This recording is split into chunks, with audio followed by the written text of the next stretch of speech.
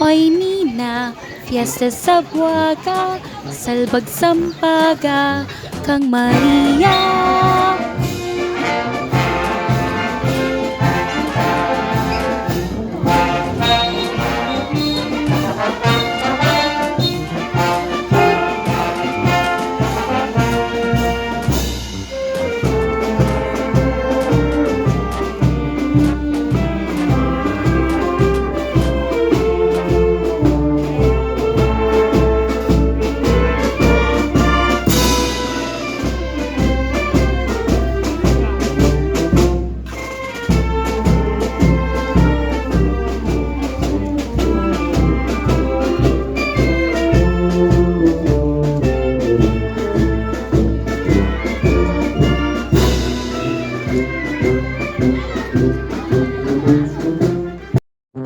As of now guys, ayan. So naghihintay na po yung mga tao sa pagdating ng parada ng Sabuaga Festival. So later on, tignan natin.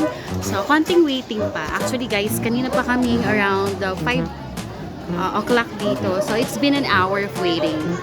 So let's see later. Kita-kits mamaya. Hola, mabiyayang araw. So as you could see guys, nandito na po, no? Approaching na po yung vehicle, no? Syempre, to have the security of this event, nandyan po yung mga police natin, no? And barangay tanods. Thanks to them as they guide us for this wonderful event for us to witness. So this year's theme of Sabuaga Festival 2024, Imbye Lulwalyalasa King Pamaylasa. Okay? So let us see now this approaching float guys. Ayan po yung ating mga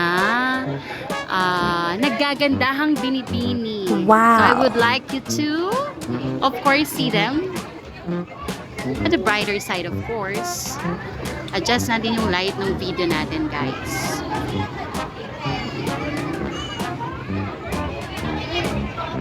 Ayan.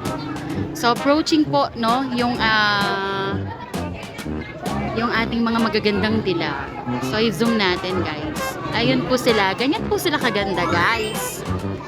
Oh, iba talaga ang Lagong Kapampangan. Hanapin.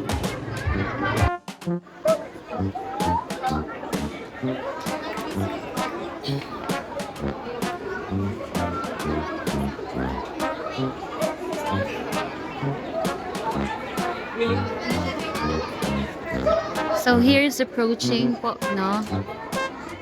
Ayan, yung mga nagagandahang dilag po.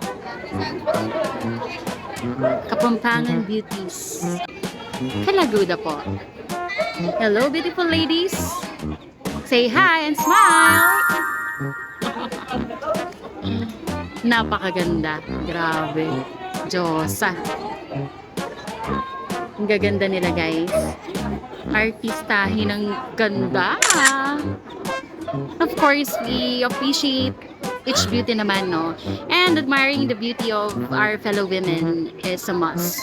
Why it's a must?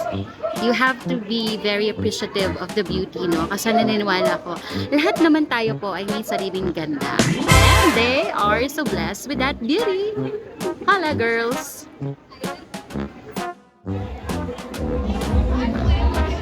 Okay, this time guys, there is a change, no? May pagbabago sa contest natin sa Sabuaga. Kung nakikita nyo po, ayan, no?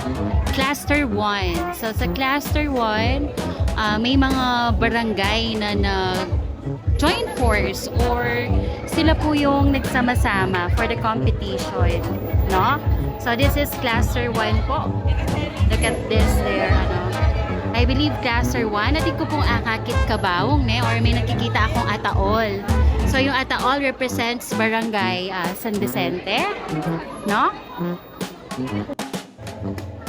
So, kung hindi po ako nagkakamali, ang Cluster 1 it represents 3 barangays, no? We have Barangay San Vicente, Barangay Poblacion, and Barangay Santo Niño! Okay, Santo Niño, San Vicente, Poblacion. I stand corrected. Thank you sa kasama ko. Napakalinaw yung mata niya, guys. So, let's enjoy!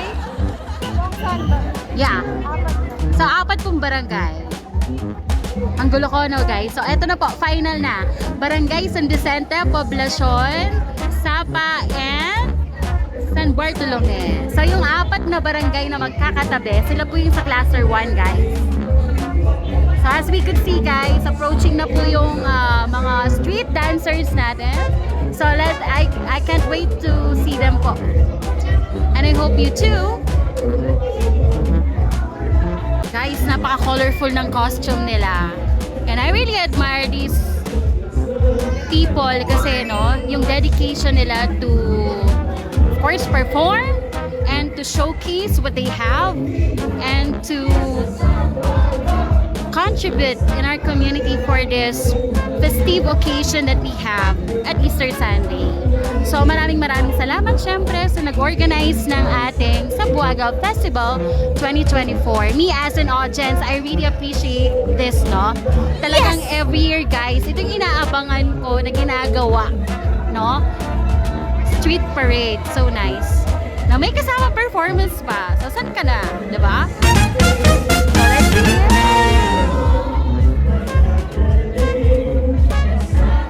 Okay, so there guys.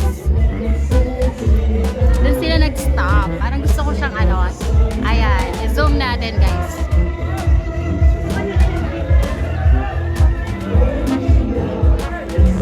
Ayan, so sa Buaga, Salbag Sambaga Kang Maria.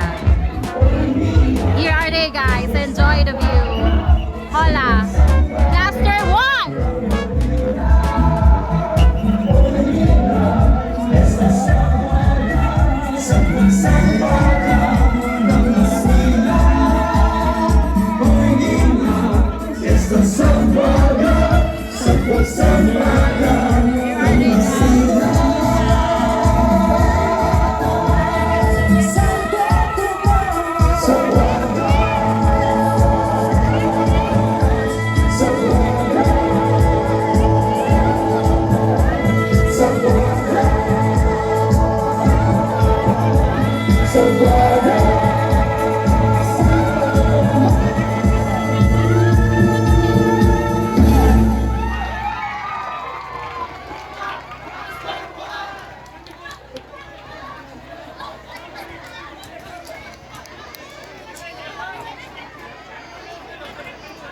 Ayan, so of course, we would like to commend all of the organizers, no?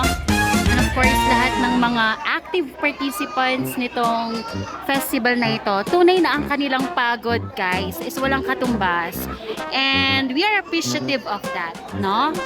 So thank you sa inyong mga nagsisasayaw dyan, for you not to only entertain us but to make us appreciate the value of the livelihood that we have in our town, no? So napaka-importante that we have this what you call knowledge about the community, ang mga ikinabubuhay natin, and how do we value one another to pursue a common goal wherein makikita mo talaga na nandun yung sense of unity. Yes. Sense of unity and sense of love. Siyempre, sa sarili nating bayan, Kenny Mupu King, Santo Tomas, Pampanga, siyempre. The smallest town in Pampanga.